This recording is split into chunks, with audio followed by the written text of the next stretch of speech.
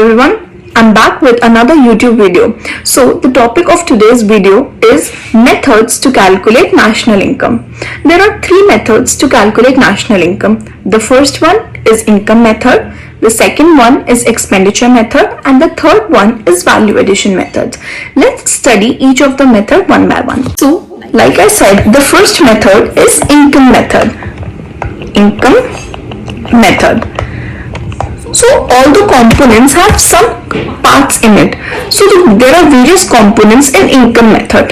The very first component of income method is compensation of employees. Compensation of employees.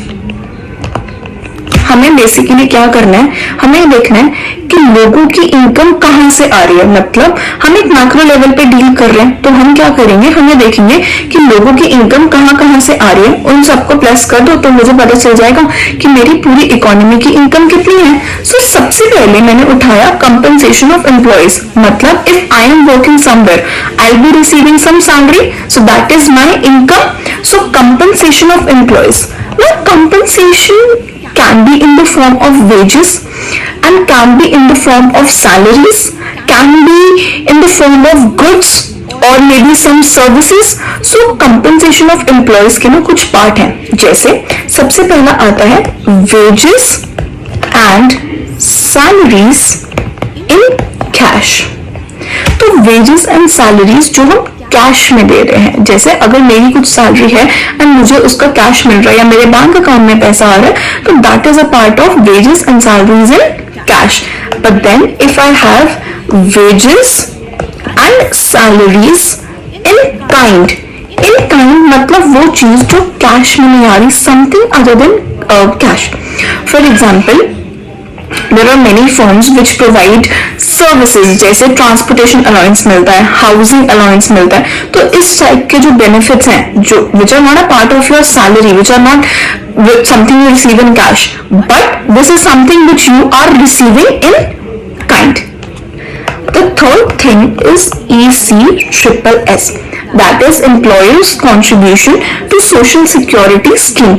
मतलब जैसे एक example से समझो, मान लेते हैं एक एम्प्लॉयर ने क्या किया, कुछ पैसे निकाल के साइड में रख दिए, उसका एक लेबर फंड बना दिया, लेबर प्रोविडेंट फंड बना दिया, एंड उसमें से अगर खुदा ना खास्ता किसी भी लेबर को कोई चोट लग जाती है, कोई प्रॉब्लम आ जाती है, तो वो उस फंड में से पैसे निकाल के उस लेबर को दे देता है. तो that labour will get that money as an income. तो ECSS, that is employers contribution to social security. The second component is operating surplus. Operating surplus. You might not find this word in many books, but ये word ना बहुत जगह use होता है. मतलब आपको concept में ये वर्ड नहीं मिलेगा, लेकिन जब आप न्यूमेरिकल्स करने जाओगे या आप पास्ट ईयर के पेपर्स देखोगे तो आपको बहुत जगह ना ये वर्ड मिलेगा, दैट इज ऑपरेटिंग सरप्लस. अब ऑपरेटिंग सरप्लस के कुछ पार्ट्स हैं, जिसके अंदर सबसे पहला पार्ट आता है रेंट. हम सब ने रेंट सुना है word. Rent is a very common word जो हमें अपनी फैक्टर सर्विसेज से मिलता है. कि अगर हमारे पास एक बिल्डिंग है, एक प्लेस है, अगर हम उसको रेंट आउट कर देते हैं, किराए पे दे देते हैं, तो उससे हमें क्या मिलता है, rent. The second is royalty. Royalty क्या होता है, जब किसी चीज के ना आपके पास स्पेशल राइट्स हैं. फॉर एग्जाम्पल, मान लो एक कोल माइन है, मैं उसकी ओनर हूं. अगर मैं वो अपनी कोल माइन किसी और को दे दूं काम करने के लिए, या मैं आपको दे दूं कि हाँ ठीक है आप आ जाओ, आप इस कोल माइन के अंदर काम कर लो, एंड मेरे को उसकी क्या मिलेगी, रॉयल्टी मिलेगी. Then interest. इंटरेस्ट के अंदर हम बोलते हैं, जैसे एग्जाम्पल से समझते हैं, आपके पास कुछ स्पेयर फंड है, आपने उन फंड्स को बैंक में रखवा दिया, सो आपको उस फंड्स पे क्या मिलेगा, इंटरेस्ट मिलेगा. And the last is profit. Profit हम सबको पता है, जो एंटरप्राइज अर्न करती है that is your profit. But यहाँ पर ध्यान रखने वाला क्या चीज है कि प्रॉफिट को हम करते क्या है, मतलब प्रॉफिट के साथ हम क्या करते हैं. तो या तो हम प्रॉफिट डिस्ट्रीब्यूट कर देते हैं, या फिर हम प्रॉफिट को रिटेन कर लेते हैं और हम उस प्रॉफिट में से टैक्स पे करते हैं. तो सबसे पहले तो हम उस प्रॉफिट में से कॉर्पोरेट टैक्स पे करते हैं. दूसरा हम उस प्रॉफिट में से क्या करते हैं, डिविडेंड। डिविडेंड जो हम अपने शेयर होल्डर्स को पे कर देते हैं, मतलब डिविडेंड किसको देते हैं, शेयर होल्डर्स को। Who are share holders, share holders are the owner of a company. And last thing हम क्या करते हैं, रिटेन्ड अर्निंग्स। रिटेन्ड अर्निंग्स का क्या मतलब है, जब हम अपने प्रॉफिट को डिस्ट्रीब्यूट नहीं करते और अपने पास ही रख लेते हैं फर्दर इन्वेस्टमेंट के लिए। क्लियर। अब थर्ड पॉइंट इसके अंदर हमारा आता है, that is mixed income. Mixed income के अंदर ना हम वो सारी चीजें डालते हैं जो हमने अभी ऊपर नहीं डाली। तो थर्ड कंपोनेंट है मिक्स्ड इनकम। मिक्स्ड इनकम, मान लो कि मैं सोचती हूँ कि मेरे को ना जॉब नहीं करनी, मेरे को बिजनेस करना है, तो अगर मेरी जो बिजनेस से कमाई हुई इनकम है मैं वो कहाँ डालूं, मैंने तो यहाँ पर ऊपर की बात ही नहीं करी। तो जैसे बिजनेस वगैरह की इनकम हो गई या कोई भी ऐसी इनकम जो हमने फर्स्ट और सेकंड कंपोनेंट में डील नहीं करी, वो कहां पर आ जाएगी, मिक्स्ड इनकम में आ जाएगी। क्लियर। यहां पर ध्यान देने वाली बात ये है कि अगर मुझे न्यूमेरिकल क्वेश्चन में कंपनसेशन ऑफ एम्प्लॉयज गिवन है तो मैं ये वाले फैक्टर्स कंसिडर नहीं करूंगी, मैं हमेशा ब्रॉड हेडिंग कंसिडर करूंगी जब भी मुझे न्यूमेरिकल सॉल्व करना है। अगर मुझे क्वेश्चन में डायरेक्टली ऑपरेटिंग सरप्लस गिवन है तो मैं रेंट, रॉयल्टी, इंटरेस्ट या इसके ये तीनों पार्ट्स कंसिडर नहीं करूंगी न्यूमेरिकल करते हुए। मैं सीधा जो ऑपरेटिंग सरप्लस का मुझे अमाउंट दे रखा होगा मैं वो ले लूंगी। इनकम मेथड मुझे क्या रिजल्ट देता है, income method gives me NDP at FC, that is domestic income।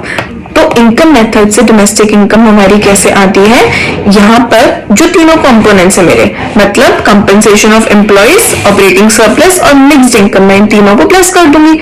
तो compensation of employees plus operating surplus plus mixed income, ये है मेरा इनकम मेथड जिसके अंदर मैं तीनों कंपोनेंट्स को ऐड कर दूंगी। अब कंपनसेशन ऑफ एम्प्लॉयज में wages and salaries in cash, in kind, ECSSS, rent, royalty, interest, profit और मिक्स्ड इनकम में बाकी सारी चीजें। जब भी आप न्यूमेरिकल करेंगे तो न्यूमेरिकल करते हुए मेनली आपको ना mixed income directly mixed income के नाम से गिवन होती है। ऑपरेटिंग सरप्लस कई बार डायरेक्टली गिवन होता है, कई बार वो आपको ब्रेक करके दे देगा। अब एक चीज और, जब आपको प्रॉफिट देगा कई बार क्या करेगा, आपको ना डिविडेंड और रिटेन्ड अर्निंग्स भी दे देगा। एज आई टोल्ड यू, हमेशा हमें क्या करना है, ब्रॉड हेडिंग्स को ध्यान में रखना है। तो अगर मुझे डिविडेंड, रिटेन्ड अर्निंग्स और प्रॉफिट तीनों चीजें दी हैं तो मैं इन दोनों को कंसिडर नहीं करूंगी और मैं सिर्फ प्रॉफिट को कंसिडर करूंगी और मैं प्रॉफिट वाला अमाउंट लिखूंगी। ठीक है। तो NDPFC, compensation of employees, operating surplus और mixed income. Let's start with a numerical question. Now in this question I'm given with these components and I'm required to calculate national income. एक चीज हम ध्यान रखेंगे कि अगर हमें नेशनल इनकम कैलकुलेट करने के लिए बोलिए, मतलब हमें NNPFC कैलकुलेट करने के लिए बोला है, और अगर हमें डोमेस्टिक इनकम कैलकुलेट करने के लिए पूछा होता है मतलब हमें NDP at FC कैलकुलेट करना है। नाउ हमने एक चीज ध्यान रखी थी कि इनकम मेथड मुझे क्या रिजल्ट देता है, NDP at FC, मतलब डोमेस्टिक इनकम का रिजल्ट मुझे देता है, लेकिन मुझे क्वेश्चन में नेशनल इनकम कैलकुलेट करनी है। Let's just solve the question. NDPFC मिलता है मुझे इनकम मेथड से। सबसे पहले component compensation of employees, compensation of employees directly given है क्वेश्चन में 800। क्लियर। नेक्स्ट, क्या मुझे कहीं पर भी ऑपरेटिंग सरप्लस गिवन है? No, operating surplus is not given to us, तो इसलिए हम इसके अंदर इसको नहीं डालेंगे, अब उसके पार्ट्स डालेंगे। तो सबसे पहला पार्ट क्या है, rent, that is 200। Wages and salaries, wages and salaries compensation of employees का ही पार्ट है, तो वेजेस एंड सैलरीज नहीं डालेंगे। नेट एक्सपोर्ट्स, हमने इनकम मेथड में नेट एक्सपोर्ट्स की तो कोई बात ही नहीं करी, तो हम नेट एक्सपोर्ट्स भी नहीं डालेंगे। NFIA, we don't require it right now. Next, profit, तो yes, profit is a part of operating surplus, हमें 300 यहाँ प्लस कर देंगे। तो ये मैंने कंपनसेशन ऑफ एम्प्लॉयज लिया है, यहाँ पर मैंने रेंट लिया है, ये प्रॉफिट है।